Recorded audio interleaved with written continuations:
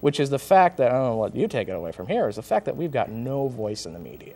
That's true. I find that it's absolutely true that there isn't a lot of atheist-themed programming on television, radio, or anywhere else.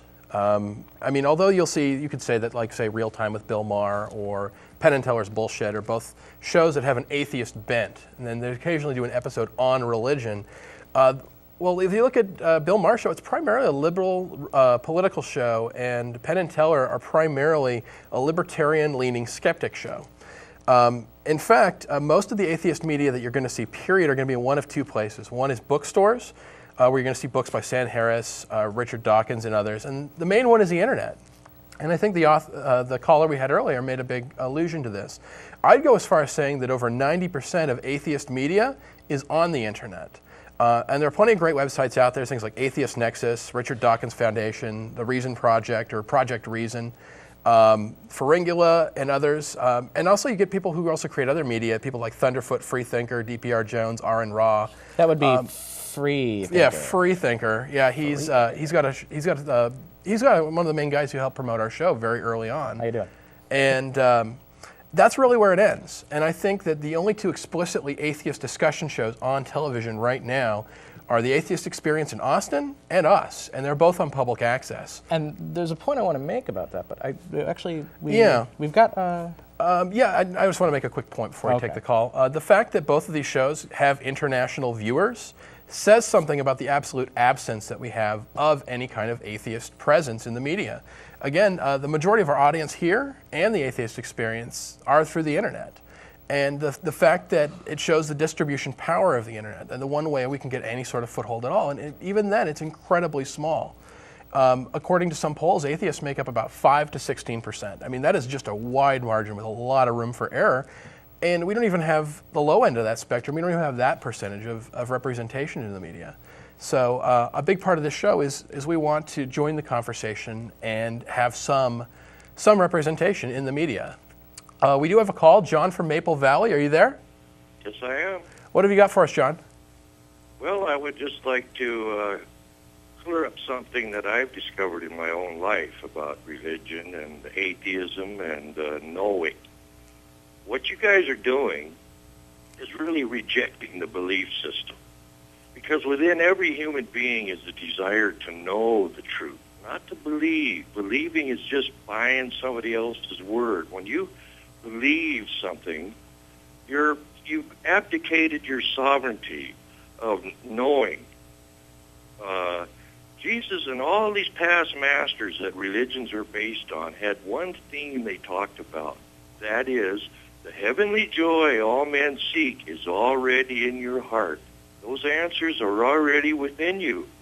And religious people have given up that desire to know, and they're buying hearsay from people. They're not really Christians, they're Babylonians. And that's a very good point, is it does say that in the Bible, but then they look to where a lot of this negativity is coming from. They're also finding in the Bible in other places. So, some people try and take the good with the bad, and I have a lot of respect for that. But, like I said, from our skeptical background, we tend to look to what we've discovered on a scientific basis about things. And that's where we make a lot more of our judgments. Yeah, I care about whether my beliefs are true. And a big part of it is can I use these beliefs to make a reliable framework for which I can make accurate predictions. And believing is not a foundation to be walking through life when your heart is pounding and your mind is pounding to know truth.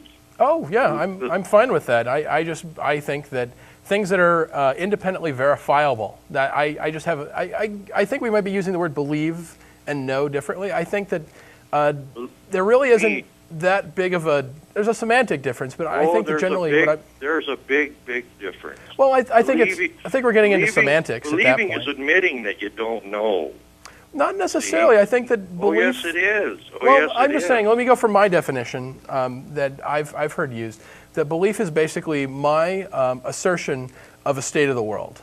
It isn't the same as me just wishing for something. It isn't a state of the world that I want.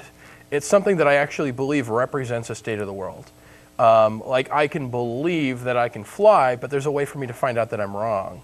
I think a big part of it is I want to have, to the greatest degree possible, I want the things that I believe match up to reality as closely as possible. So I don't think we're disagreeing on anything. I think we may just be having a semantic argument. I think we're making, I think some of the division here is happening is that you're talking about beliefs versus knowledge on sort of an abstract basis, and I'm talking about proof. We're with you on proof. Yeah, we're definitely with you on proof. It's like flying. We know there are machines up there that can fly, so it's proven to us that we can fly.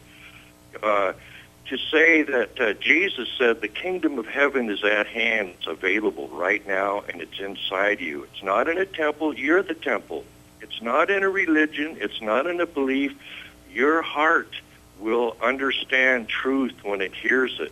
And Your mind is the one that confuses with know or with beliefs, wants to throw up beliefs in front of the desire to know. That's simply how I see it. And you guys are closer to understanding the true nature of God, what the masters in the past, even Socrates says, man, know thyself. Within inside you are all the answers. And when God chooses to provide us with some evidence to empirically make the decision about God, we'll be ready. God is a word that triggers it either triggers a fantasy, because let's face it, the guy that lives up in the sky with the beard and stuff that's punishing people, that's a fantasy. Really? I'm an American. That's just a fantasy. I'm a Caucasian. That's a fantasy. I'm a human being. In fact I'm simply the simple breath that keeps me alive, that entered this body as a baby, and when I die, I'll leave. And everything the mind tries to understand in the world, if you know, you feel fulfilled and satisfied within you. If you believe, you live in the world of skeptation. This is where beliefs become kind of difficult. That's what you believe, and that's okay. But I've got, like I said, I know the stove is hot because I touched it and was burned. Yeah. People can tell me not to touch it. Can you provide the same evidence for the existence of, say, that breath entering your body? And again, I